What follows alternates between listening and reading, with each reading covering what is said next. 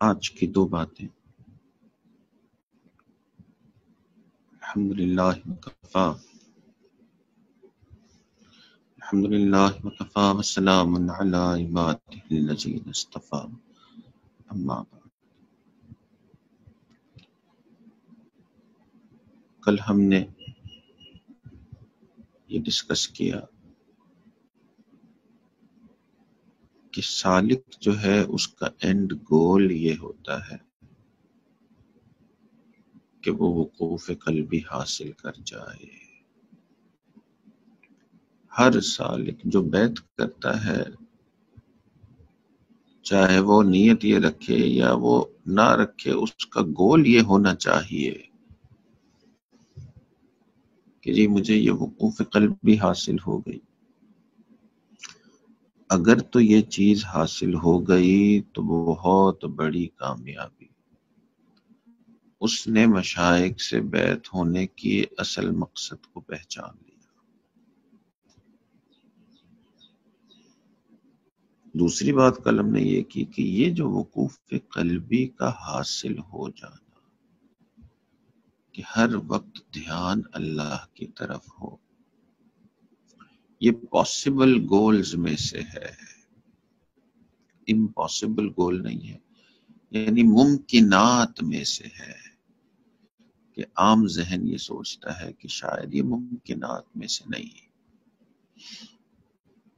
مشائخ نے فرمایا کہ اگر یہ زبان سے ذکر ہوتا تو شاید ناممکنات میں سے ہوتا، مگر کیونکہ دل سے ذکر کیا جاتا ہے اس لیے یہ ممکنات میں سے ہے. اور پھر حضرت مجدد رحمۃ اللہ علیہ کا ہم نے قول بھی نقل کیا کہ جس کو یہ فنا نصیب ہو جاتی ہے، اگر اس کو عمر نوح بھی عطا کر دی جائے اور وہ کوشش کرے کہ اس میں غافل ہو سکے تو وہ غافل نہیں ہو پاتا.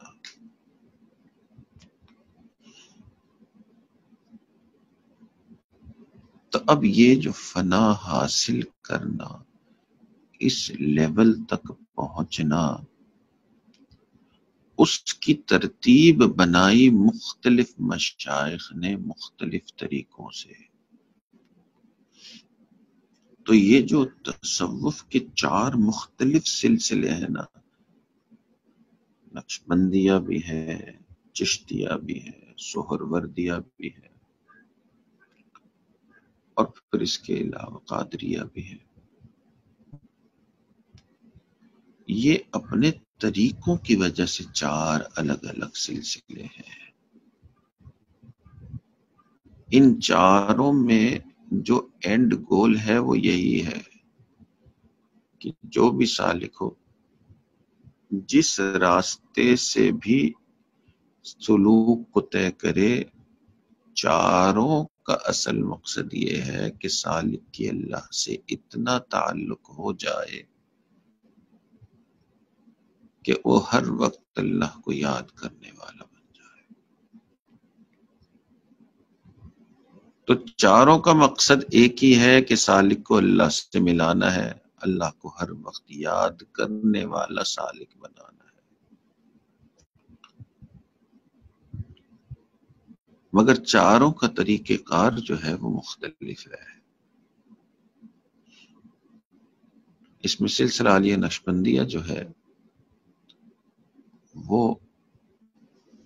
اس میں یہ ترتیب کہ سالک کو شروع میں مراقبہ کروایا جاتا ہے اور پھر لا الہ الا اللہ کا ذکر، اور پھر اس کے بعد پھر سے مراقبہ کروایا جاتا ہے اور لا الہ الا اللہ کا ذکر بھی ساتھ رہتا ہے. کچھ تسبیحات تلاوت جو ہے وہ بھی ساتھ کروائے جاتے ہیں، مگر ابتدائی طور پہ مراقبہ اور پھر لا الہ الا اللہ کا ذکر کروایا جاتا ہے. سلسلہ عالیہ چشتیہ اور دیگر سلاسل میں پہلے لا الہ الا اللہ کروایا جاتا ہے اور پھر جو ہے وہ آخر میں جا کے مراقبات کروائے جاتے ہیں۔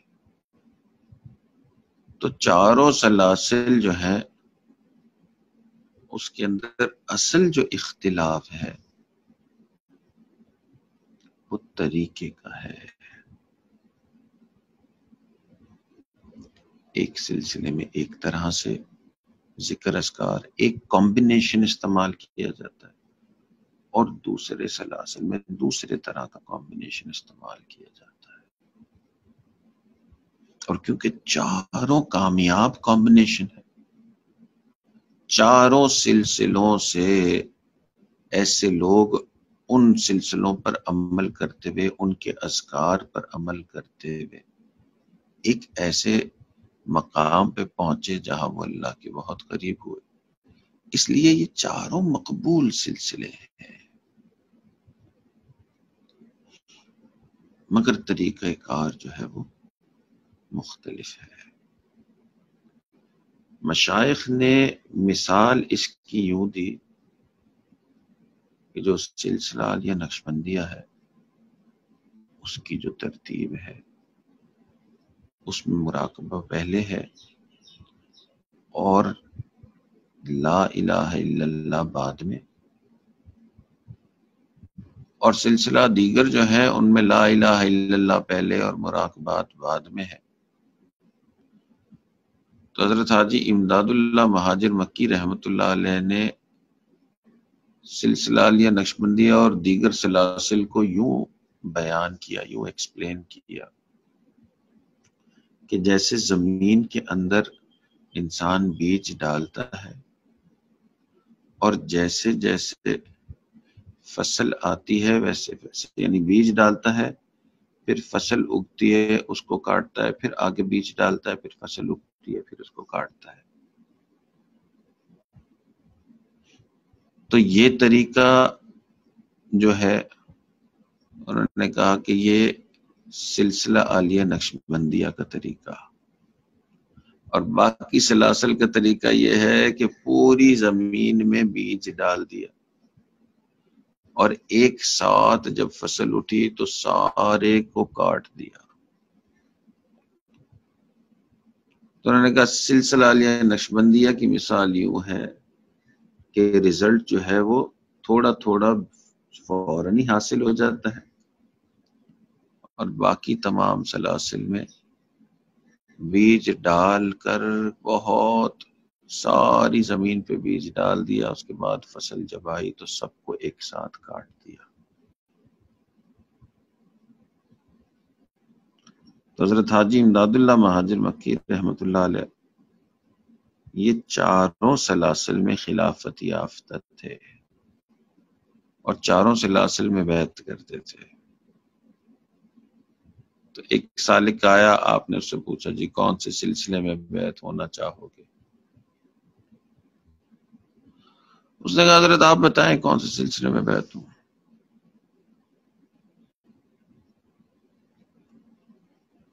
حضرت نے کہا کہ بھئی اچھا تم کیا پسند کرو گے کہ تمہارے پاس اگر ایک زمین کا ٹکڑا ہے اور اس ٹکڑے میں تم بیج ڈالو اور پھر فصل آئے تو اس کو کاٹو، پھر اور آگے زمین کے ٹکڑے میں ڈالو، پھر آگے تھوڑا سا اور ڈالو اور پھر ساتھ ساتھ فصل کاٹتے رہو، یا تم یہ پسند کرو گے کہ ساری زمین میں پہلے بیج ڈال دو پھر جب فصل آئے تو ایک ساتھ ساری کاٹ دو؟ اس نے کہا حضرت مجھے تو یہ پسند ہے کہ میں بیج ڈالوں اور جیسے فصل آئے تو ویسے ویسے کاٹ دوں، آگے بیج لگاتا رہوں اور کاٹتا رہوں۔ تو حضرت نے فرمایا کہ پھر تم سلسلہ عالیہ نقشبندیہ میں بیعت ہو جاؤ۔ تو کوئی ایسا اختلاف سلاسل میں نہیں ہے کہ جی ایک صحیح ہے اور ایک غلط، مختلف طریقہ کار ہے، اور ہر طریقہ کار کی سلاسل جو ہے، ہر طریقہ جو ہے وہ اللہ تک پہنچانے والا ہے۔ سالک جو ہے وہ بس نیت یہ کرے کہ میں نے اللہ تک پہنچنا ہے اور اس کے لیے قربانی دینی ہے۔ آپ سب جو مراقبہ ابھی کر رہے ہیں، ظاہر ہے بیت ہوتے ہی مراقبے کا سبق دیا جاتا ہے، تو سلسلہ یہ نقشبندیہ کی مراقبات یا اس سلسلے میں بیت ہے، تو کچھ خاصیات یہ سلسلہ عالیہ نقشبندیہ کی آپ کے سامنے بیان کرنے ضروری ہے۔ اور پہلی چیز یہ ہے کہ سلسلہ عالیہ نقشبندیہ جو ہے اس کے اندر 35 اسباق ہیں۔ تو جس نے بیعت کی اس کو پہلا سبق دیا جاتا ہے اور یہ 35 اسباق ہیں، اور ہر سبق جو ہے وہ شیخ وقتاً فوقتاً جو ذکر معمولات پابندی سے کرتا ہے اس کو بڑھاتے جاتے ہیں۔ اس 35 اسباق جو ہیں یہ 3 سیکشنز میں ڈیوائیڈڈ ہیں۔ پہلے 7 سبق پہلا سیکشن ہے، اور مشائخ نے اس کا نام دیا ذکر۔ گو کہ آپ سب جو سبق لیتے ہیں آپ سے یہی کہا جاتا ہے کہ یہ مراقبہ ہے، کہ پہلے سبق کا مراقبہ کر رہے ہو، دوسرے سبق کا مراقبہ، تیسرے سبق کا، مگر پہلے 7 سبق جو ہے مشائخ نے اس کا نام دیا ذکر۔ کیوں؟ کیونکہ لطائف سے اللہ اللہ اللہ کا ذکر کرتے ہیں۔ دوسرے جو 2 سبق ہیں وہ تحلیل کے سبق ہیں، لا الہ الا اللہ کے، 8واں اور 9واں سبق۔ اور اس کے بعد 10ویں سے لے کے اور 35 نمبر تک جو ہے یہ مراقبات ہے۔ ان کو مراقبات کیوں کہا جاتا ہے؟ کیونکہ مراقبے کا ترجمہ بنتا ہے انتظار کرنا، اور یہ 10ویں سبق سے لے کے 35ویں سبق تک اب لطائف سے اللہ اللہ اللہ نہیں کرنی، بلکہ ہر سبق کی ایک نیت ہے۔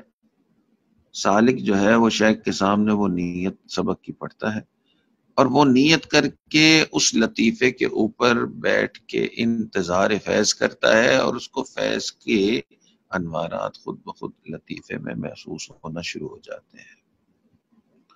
تو کیونکہ اس میں انتظار فیض ہے اس لیے ان کو مراقبات کہا جاتا ہے۔ تو یہ 35 اسباق ہیں، اور 35 سبق کے اندر جو ہے 3 سیکشن ہے۔ پہلے سے 7ویں سبق تک پہلا سیکشن، دوسرا سیکشن 8واں اور 9واں سبق، تیسرا سیکشن جو ہے وہ 10ویں سبق سے لے کے 35ویں سبق تک ہے۔ یہ سلسلہ عالیہ نقشبندیہ کے اسباق کی ترتیب ہے۔ انشاءاللہ کل کی مجلس میں ان اسباق کے بارے میں اور گفتگو کی جائے گی۔ اللہ تعالی ہمیں ان اسباق کو پابندی سے کرنے کی اور اس کے ذریعے سے اللہ کا قرب حاصل کرنے کی توفیق عطا فرمائے۔ وآخر دعوانا ان الحمدللہ رب العالمین۔ دعا کر لیجیے۔ سبحان ربی العلی الوہاب، اللہم صلی علی سیدنا محمد وعلی آل سیدنا محمد وبارک وسلم۔ اللہم انا نسألک علما نافعا وعملا متقبلا ولسانا ذاکرا وقلبا خاشعا ورزقا واسعا وشفاء من كل داء، صلی اللہ تعالی علی حبیبہ سیدنا محمد وعلی آلہ واصحابہ اجمعین برحمتک یا ارحم الراحمین۔ جزاکم اللہ۔ السلام علیکم ورحمۃ اللہ وبرکاتہ۔ وعلیکم السلام ورحمۃ اللہ۔